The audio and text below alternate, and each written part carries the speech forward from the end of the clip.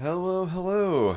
I am back from Florida and the Materia Cup, and I wanted to give kind of a little bit of a breakdown of the deck that I took, why I took it, kind of the card by card, and let's talk things through. Let's do a little breakdown on the deck. So, as you all know, if you've been paying attention to the channel, I took Retainer Storm to Kansas City. And part of that was that I expected this to be the most popular deck, and I know that retainers can beat just about any deck in the game. Uh, However, I do really value a good matchup spread, and I really do feel like what I call Refia control. You'll hear people call this like Warriors of Light, but I feel like Warriors of Light to me would imply like there was like a deck that would like play Refia and Ferris and Warrior of Light, but wouldn't play the backups. I like to call this Refia control because like if you look at it, I'm on 7 uniquely named forwards. This is effectively a combo control deck more so than it is a Warrior of Light tribal deck, if that makes sense. If you're familiar with Yu-Gi-Oh, I liken it to something more like Sky Striker. You're trying to maintain card advantage even though you don't have a lot of damage pressure, and that is one of the weird things about this deck is that the time to kill is actually relatively long, which can give your opponent kind of some time to recover potentially. I say like potentially. It's very hard to recover if Refia sticks for more than a few turns. But let's do the card by card. So obviously, the centerpiece of the deck is Refia. She is maybe the best deck in or best card in the entire game as far as like if you build around this card, it just straight up wins the game for you. Like there's nothing else that matches the combination of removal, card draw, and CP advantage that Refia gives you. And the downside is you have to play a lot of really bad cards to make Refia good. But she's good enough that the payoff is worth it. Um, as far as her partners in crime, 4-color Warrior of Light is obviously very strong. He's a little awkward to actually play, in part because there is no Wind Warrior of Light backup in the list. So we can't like Refia in main phase 1 or Refia to activate a wind backup and then play him. Like if we need the wind CP, you can't cast Warrior of Light until the next turn. But one thing Warrior of Light is really good at is color fixing. He's very, very good at getting cards like the King Tycoon and the Lunith into play that we're on a lower number of. We're only on 11 total wind cards or 13 fire cards. And Warrior of Light can really smooth out those early hands. And it's one of those things where it's like, one of the annoying things about this deck is you have to make some pretty annoying decisions on what cards to discard. Oftentimes you'll be discarding a Refia or a Warrior of Light early, and the copies of Refia in this deck are extremely precious. You only have so many bullets, and this card has a massive target on her head. Because like the opponent knows if she sticks around there, you will win the game. The other Warriors of Light forwards run 3 copies of Ferris, just a very solid removal engine. Also functions as a searcher. Once you get to damage 3, like getting to damage 3 on this deck is extremely, extremely powerful between the Ferris and the other card, which is Arc. And this is a card that I really kind of wrote off the first time I saw some Japanese players experimenting with this. But I've really started to realize just how ridiculous this card is, starting at damage 3. So I expected a very aggro meta. I expected a lot of Wall 7 copycat decks. I expected a lot of Knights and things like that. And against those decks, Arc is almost completely free. If you tap 3 Warrior of Light backups and discard a Ferris, Arc will activate those backups and then play the Ferris. And then Ferris can then search the Refia. You can tap the 3 backups to play the Refia, and you're just off to the races. Or you can tap 1 backup, play the Refia, and then spin something, go to combat, and then get all the backups back anyway. This card is incredible. The other thing that's really important is we only have 3 copies of Refia, and sure, there's a lot of, we have Ku Siths to get her back, and we have Levy 6s to get her back, and we have Une to get back the Ku Sith, right? But like once you run out of the Ku Siths and the Refias, or the Ku Siths, it gets a lot harder to get Refias back from the Breakstone. And Arc is kind of like extra copies of Refia, except he's almost better in a way because he's a Refia that puts a second body on board. It's almost like you get a token Warrior of Light just sitting off to the side. Extremely powerful card. Then we have our 5 utility forward slots, and I went with 2 copies of Zidane. I'm going to be honest, this card has still yet to sell me on anything other than the Chaos Arc matchup, where it's like, it's okay. I don't think it really breaks the Chaos Arc matchup in your favor. I very rarely play this card and feel like it's the reason that I win, especially in this deck. But there's 2 things that it's really good at. Number one, if you have 5 backups and you play Refia, if your opponent has a Mott, they will Mott Refia and she will die. Zidane's a great way of checking for that, making sure the coast is clear for you to go to combat. You'll probably get back one of the backups you tap for the Zidane anyway, and you're clear. Alternatively, Chaos Arc is a strangish matchup. Like I said, it can do that. And lastly, we just need win cards. There's just not enough good green cards that fit what this deck is trying to do. And we have to get the King Tycoon into play. One of the most common things you'll see in this deck is either a Kryl or a Sarah, or even like a Lunith, and then you have a King Tycoon. You'll play the backup turn 1, and then you need to draw a win card to play the King Tycoon, so you can play the Lena on the same turn. You basically kind of have like a Edgar or a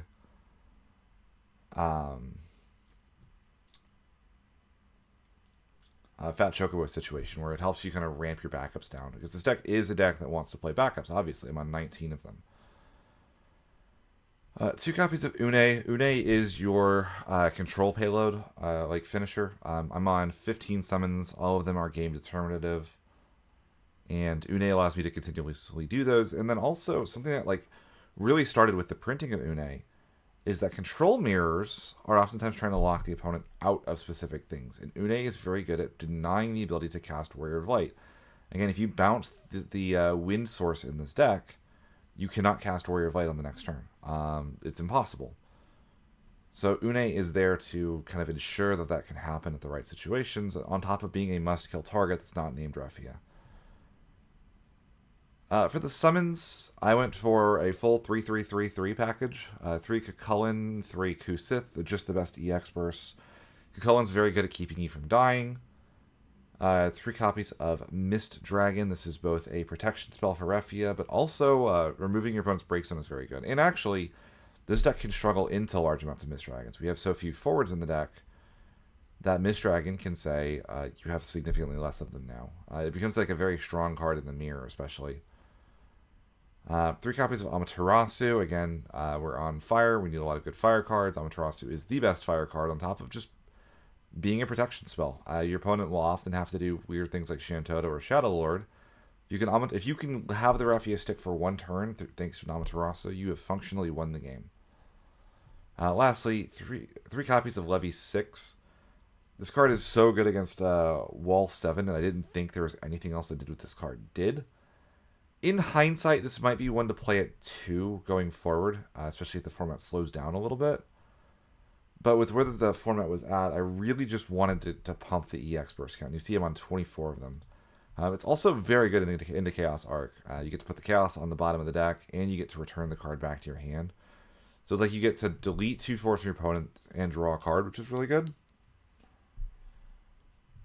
I don't think I hit this into EX burst. I think I hit it in EX 1 time, which obviously off of an EX burst, it's game-winningly strong.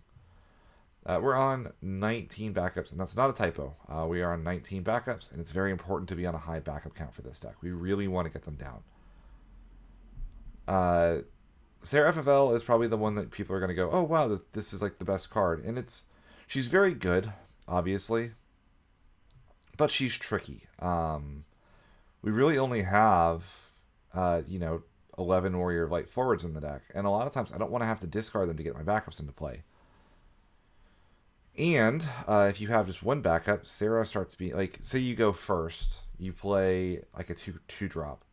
If Sarah FFL needs to be your next backup, you're only able to preserve, I think, 2 cards in hand when you do that, which can be a little awkward to try to figure out what's the right thing to keep. And you don't really get a lot of value out of her the turn she enters. This isn't a Barts list where Sarah is kind of like a Sildra. So like you kind of want to see her like either turn 1 or like turn 3 when you have a couple backups down. 3 copies of Kryl, just a great card. Good EX burst. Job Warrior of Light. 3 copies of Lena. This is one of the all-stars of the deck, as far as just its... Having King Tycoon gives this deck the ability to play a backup on turn 1 into 2 backups on turn 2 very consistently. Even though King Tycoon isn't a Warrior of Light, he is a win backup. He has an EX burst that gets you either a great forward or a great backup. And I don't really see a way to replace this and duplicate what King Tycoon already does. 3 copies of Tyro, again, a fantastic EX burst. It gets us to those. Notably, we do have 1 copy of Golbez in here, so we have a lightning target. Golbez pulls triple duty. First of all, it's a great EX burst. I can get a copy of Ku Sith. I can get one of my backups for ramp. I can get Zidane if I'm ahead. But secondly, it's a win card, so I can get my King Tycoon to play with it. And third, against an aggro deck, if they hit a Tyro into damage, Cloud is the best LB in the game. We'll get to the LB deck in a little bit, but Golbez enables Tyro to represent a Cloud off of an EX, which is really, really important for stabilizing into those aggro matchups. 2 copies of Lunith, 1 copy of Ingus. Lunith is the best of these common cycle from Opus 13, but there's just not room. I wanted to keep the EX burst count as high as possible, and I really liked the 15 summons as I was playing. I really would like to get Lunith back to 3 in this list. I just don't know what I could change to make it happen. 1 copy of Ingus. He's fine. You don't really necessarily want to have Kryl and Ingus on the field at the same time. And Kryl's EX is so strong in comparison. Like, they're both kind of vanilla backups a lot of the time. But when Ingus is, like, in your opener, you feel pretty decent. Like, if you have, like, Ingus, King Tycoon, it's a great start. Lastly, we have 1 copy of Shantoto. I only played her once on the weekend. I didn't see her that often. Like, the big thing Shantoto is here to do is to scare other Top Cut players. I was playing to win the tourney. I was playing for Top Cut. And in that situation, I needed my opponent to not be willing to commit to jamming 3 forwards on turn 1. This deck can beat that, but it also sometimes can't. Sometimes you don't get the backups down to have a big Ferris pop-off turn to kind of wipe the board in that direction. And Refia, like, a lot of times Refia early on has to dull, Ferris or Arc to get the things in, which means you're going to take damage. Shantoto just kind of discourages those Knights players from spamming to the board without Amaterasu in hand. Is it enough for that? I don't know. A lot of really good players do not have this card in the deck at all. In particular, you notice the name of this deck, Air Refia. Air has been on an absolute tear in Japan as far as winning large tournaments with a variant of this deck. I took their list and really tried to tailor it to handle a more aggro metagame that I expected. And I think for the most part, a lot of the decisions ended up working out. The big things that I don't have that Air has, Air doesn't have the Shantoto. He's on the 3 Lunith. His lightning card is an Argy. I think that's to handle Knights and like any turbo discard or like discard stragglers that are still around, where like Argy you can discard and then get it back in the same turn. I really just value the EX burst on Golbez way too much to give that up, as well as, like I said, the extra win card. 1 copy of Bosch, which I absolutely need to get back into this list. A lot of times good control players leave me on 2 damage, but threaten so much that you have to commit to the field. And there's a big difference between being on 2 damage and 3 damage. So, a good example, I was playing against Ryan Chen, and Ryan would leave me on 2 damage in... or whenever he could. But the problem with that for me is that he was threatening to Titus LB and effectively lock me out of the game. So I had to commit Refia Ferris into it, even though Ferris is missing half of her text. And Arc isn't a good card right now because he only has a 2 CP 8k as opposed to a 2 CP 8k that is a reanimator spell. So the Bosch is a great way of discouraging that while also guaranteeing access to the Lunith. And the main reason I didn't have the Bosch... also, Bosch is a great search off of Tyro. It can kind of help color fix you. Again, the Lunith backup is so strong in this list that it's very important to get access to it. Getting access to Zidane in control matchups, things like that. It's a good card.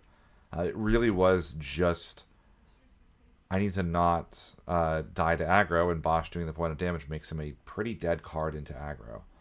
Lastly, Air is on one copy of Firewater Ferris. I would be curious how often they actually play it to the field.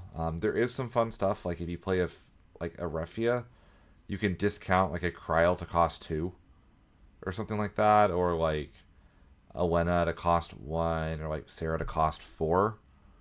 But I really have to imagine it's mostly there so that if you play an early Sarah, you can get a Fire Water card and leave all 3 Warriors of Light in the deck.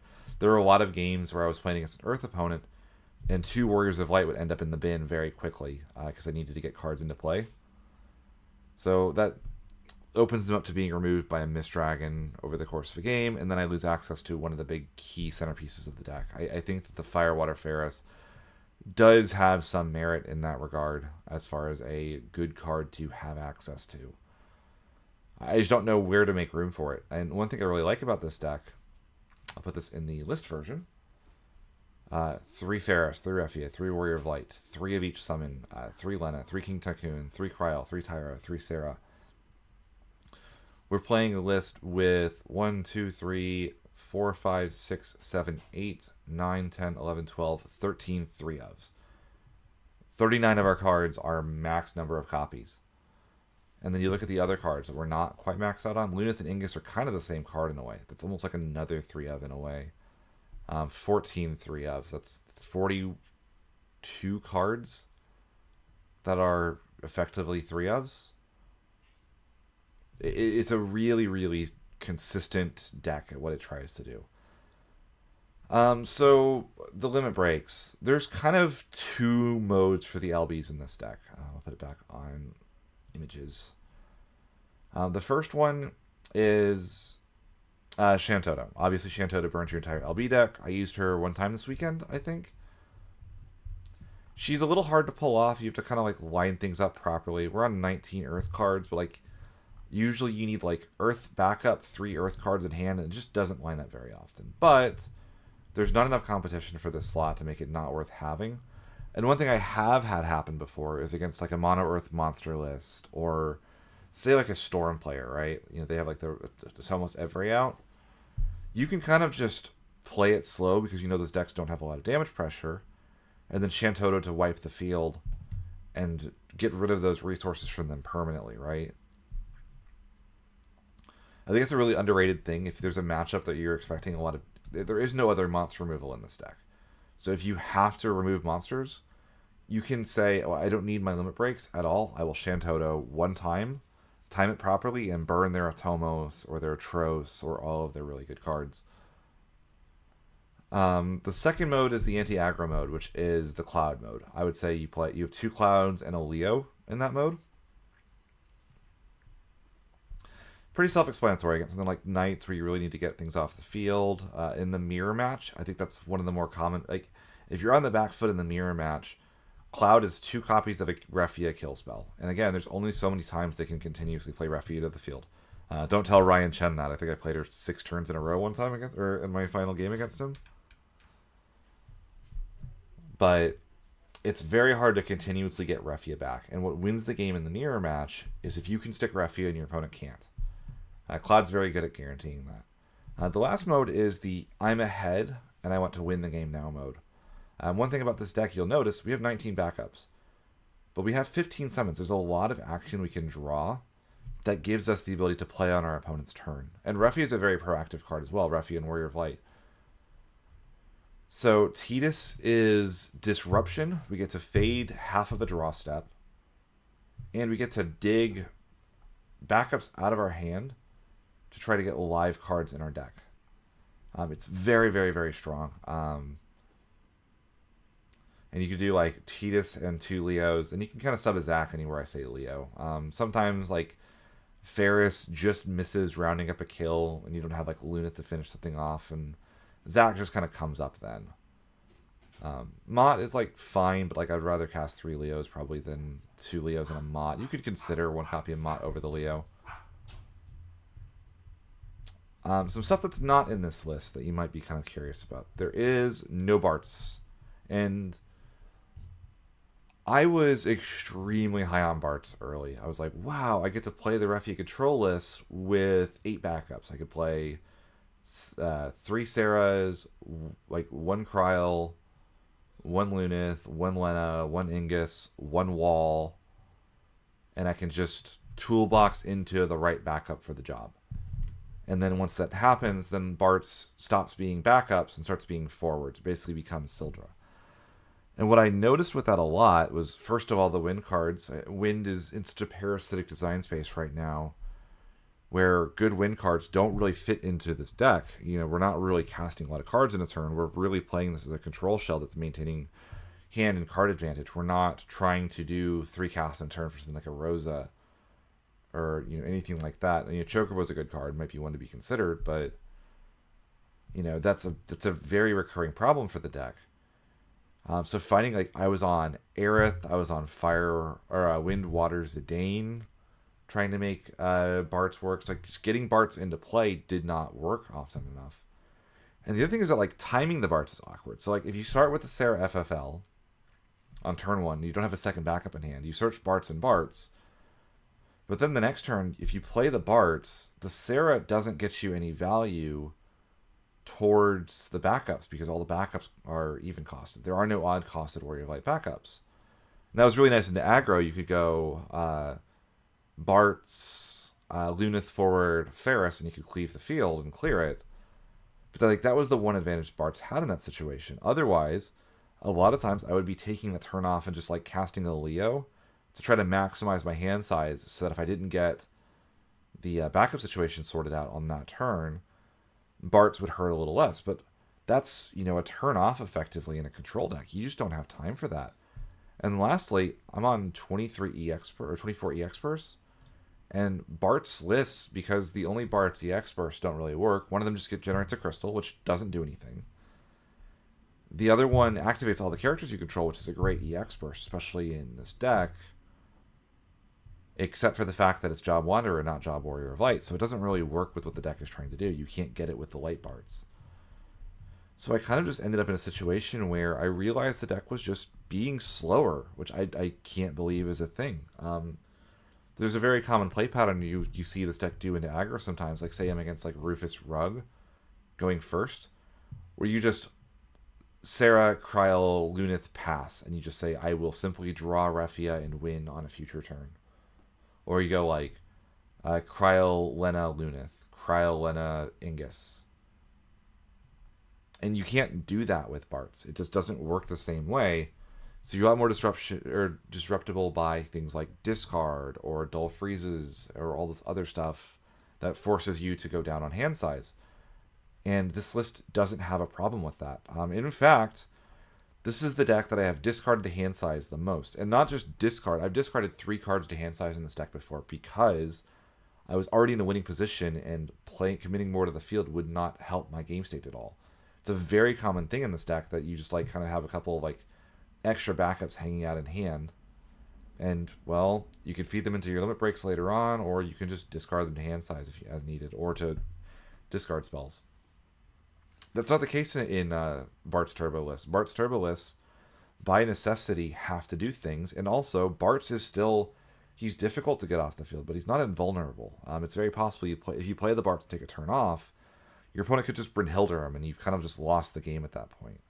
I do really miss the Light Barts. The Light Barts is a fantastic card, especially in this deck, but I'm not sure it would be better than playing like the Light Wall would be if we really wanted to play a Light Warrior of Light card.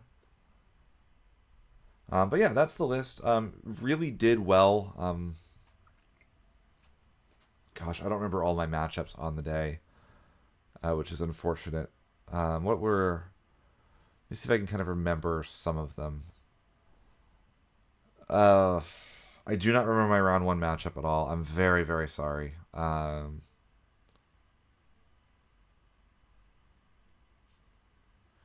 Round 2, I played against Ice Lightning, which they did some stuff to try to combat. They realized they had to be aggressive against me to have a chance, but dulling things against this deck, like Dull Freeze, doesn't matter when Refia exists.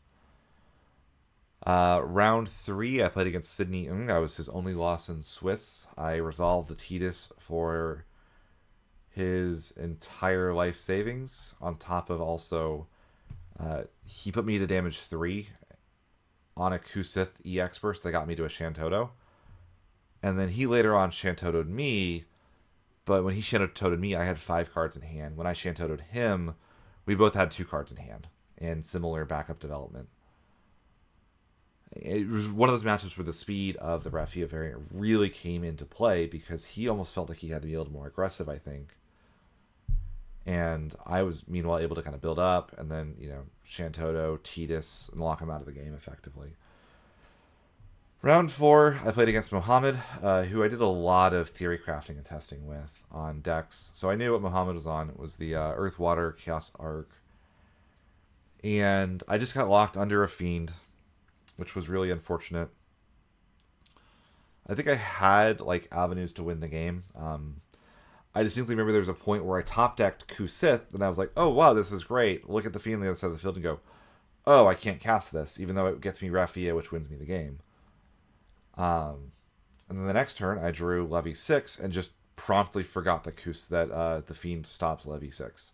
So I cast Levy 6 and effectively arced myself for him. But he managed to establish Chaos Man in Black with Arc RFG'd. It's very difficult to come back at that point against that deck. So it is what it is. Levy 6 was my only answer, and burning it on that was backbreaking. I mentally regrouped. Other thing that happened in that match is, again, 24 EX bursts, no burst. So, but, okay, mentally regroup. 1 loss is fine.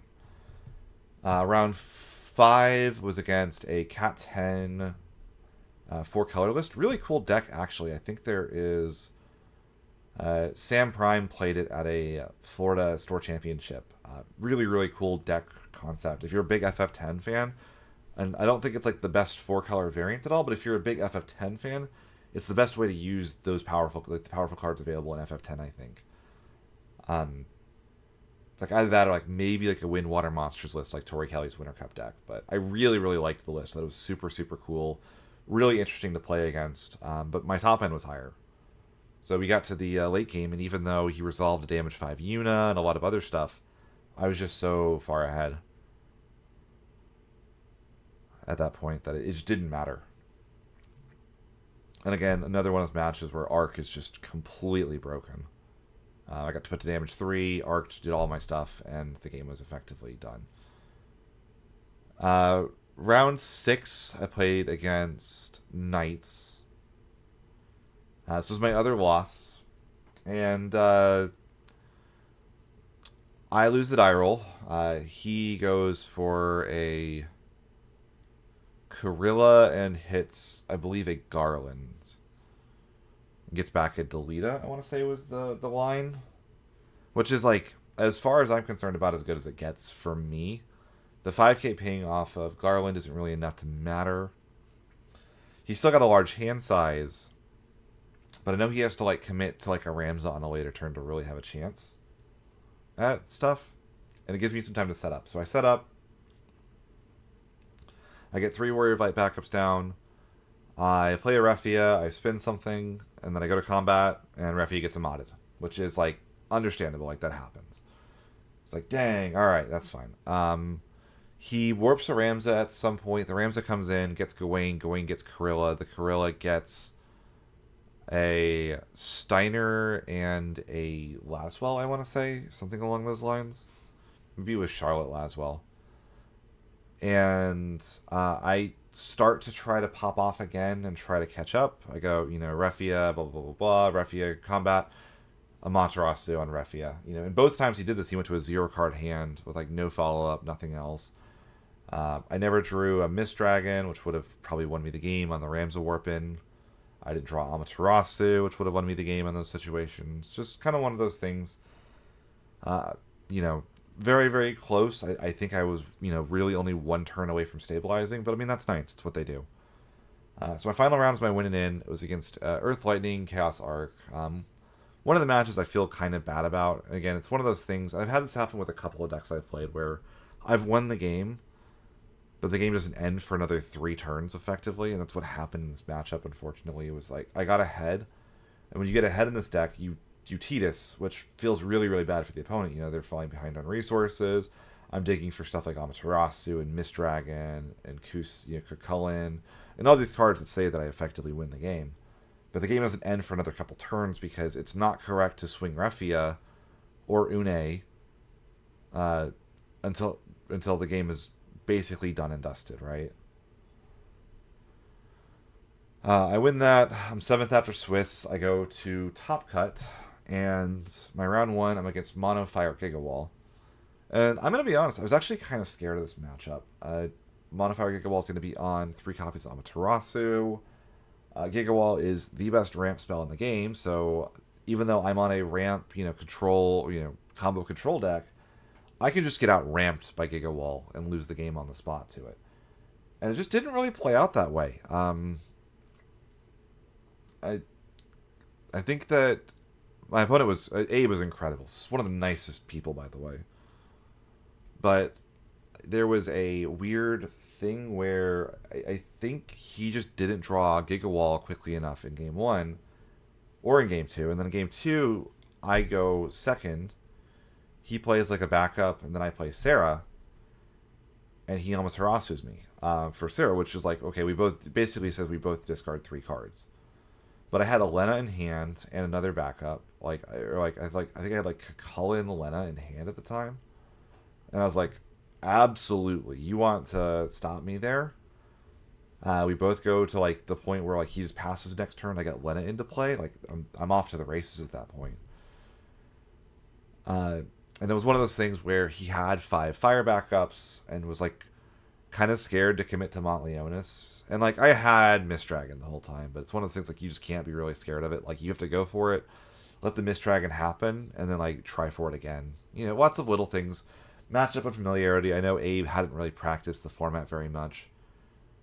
But which then leads to my top cut round, which was against my next top cut round, which was against Ryan Chen. And I ended up losing this, but it was a really interesting match. So Ryan Chen was on Mono Earth Chaos Arc, which is a really, really interesting list. Effectively, as opposed to like the really slow, it's like a weird in between for like the Earth Water Chaos Arc and the Earth Lightning Chaos Arc.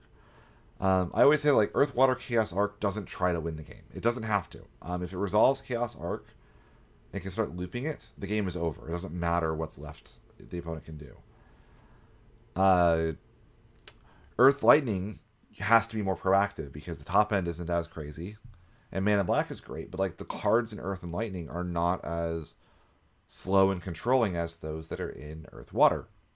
And Mono Earth ended up being in this really interesting spot where he had legitimately 5-6 board wipes in the deck that I had to respect. But also, there were a lot of times where he would have Leo on the field. And if Leo was on the field with enough cards around, I could never pass without either Kukulin access or a Refia on the field to spin the Leo in response to a Tidus being played. So it's like you play Chaos Arc with an auto win button that your opponent has to be able to respect at all times. It was a really, really interesting back and forth. Game 1, he outramped me, Tidus'd me, locked me out of the game. Game 2, I outramped him, Tidus locked him, game was over. Which then led to the determinative Game 3. And he ramped very quickly. And I knew I had to do whatever I could to survive. And I managed to stick 3 Warrior of Light backups plus a Refia. And that Refia and the Ingus in my hand got Une back to hand twice. And I had to replay them every single time because if I ever took a turn off, I was going to get Tidus, lose one of my backups permanently, and the game was going to be over. What this meant, though, was that it was very hard for me to stick cards to the field permanently. I couldn't keep the Ingus down, which meant that cards like Warrior of Light had to keep getting discarded to play the Ingus. Kusith, all these cards had to keep getting these cards into play. And so he goes for an early Mistdragon to remove my break zone. I have no 4-color Warrior of Lights left in the deck. 2 of my Refia are permanently gone. I have 1 Refia left in deck, 3 Ferrises, maybe a Zidane. I think both of my Zidanes were gone at that point too. And like 1 Une, both Arcs, and the Golbez. I'm very, very low on resources at this point. I think 2 of my Amaterasu are gone as well. And I stabilize. I get to 5 backups. And I kid you not, for 5 turns in a row or something, he killed Refia, I would replay it. He killed Refia, I replayed it. He killed Refia, I replayed it. I arced Refia back. He kills them. He kills them both. Kusith, Arc, Refia. I kept joking. I'm like, the deck does one thing. We're gonna keep doing it. And eventually, I stabilize. I stick an Une. I cast a Golbez. And I even at one point I resolve Tidus. But the game's going very late. I'm very low on cards in deck. And there's one unfortunate downside of Lena. Lena is mandatory. If you hit Lena, or hit an EX burst and your opponent takes it, you must draw off of the Lena. And I still, at this point, I've done 1 point of damage. I need to be pushing damage through all of these disruptions, all this other stuff. I need to lock him out of the game. I need to do all this. But my Lena is going to kill me if I hit too many EX bursts. And I play Tidus, I stack the top of the deck, and I decline the draw 2, because I think I have to. I have 9 cards in deck. I can't afford to lose a turn to finish the game. And then I go to combat on the next turn. And at this point, I'm intentionally not drawing with Refia. I'm not dulling all 4 of my Warrior of Light backups. I'm only dulling 3 at a time. Because Refia's draw is mandatory as well. Like if you have to draw with Refia, or like if you can draw with Refia, you have to. And I swing in for damage with, I want to say it was the Tidus. And I hit Kusith into damage for a Shantoto. And I go, oh no. I'm out of forwards. I burned, the last forward in deck was actually a Golbez that I had just played in main phase 1 that turn. Because I'm trying to get value out of the Refia still, because I want to be threatening with Refia on the opponent's turn as much as I can. And even though I have an Une on field, I don't have an Amaterasu in my break zone. I have a Mist Dragon and a Cucullin, are my 2 summons there. And I kind of do like the I'm in danger pose. I can't kill any of my own forwards. There's no way to get any of them off the field in time for that Shantoto to not eat me alive. And then it turns out that the very next card in my deck was Amaterasu. So had I resolved the Tidus for the draw 2, I would have had the Amaterasu for the Shantoto, and I'd probably win the game in that position. It's one of those unfortunate, like, hindsight is 2020 things. I maybe should have considered mathing out my deck a little bit better. I think if I checked and seen the Amaterasu was still in the deck, I might have considered drawing the 2, but like it really was like a weird situation where I expected to hit 2 EX bursts anyway. And in those situations, the Lena was going to do it.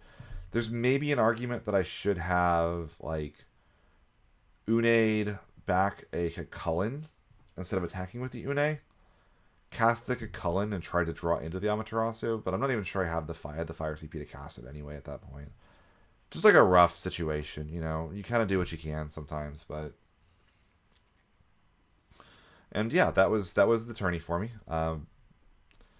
Really unfortunate. Like, the mat, I really, really wanted the mat. I'm going to be honest.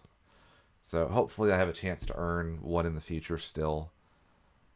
Fantastic event. It was really, really nice meeting everybody. I'm sorry I don't remember names for a lot of people. It's just, it is what it is. But big shout outs to Mohammed and Sam and Kevin and everybody else that was back in the Airbnb. It was so lovely meeting everybody. Like I'm sorry, I'm really, really bad with names. Also, big shout outs to the guy that had me sign a full art Ash. Please do not bring full art Ashes to me to sign. I don't know that I could do that again. But yeah, I got a lot of fun. I really appreciate everybody. It was nice to at least prove one last time in NA that, you know, I am a very competent player.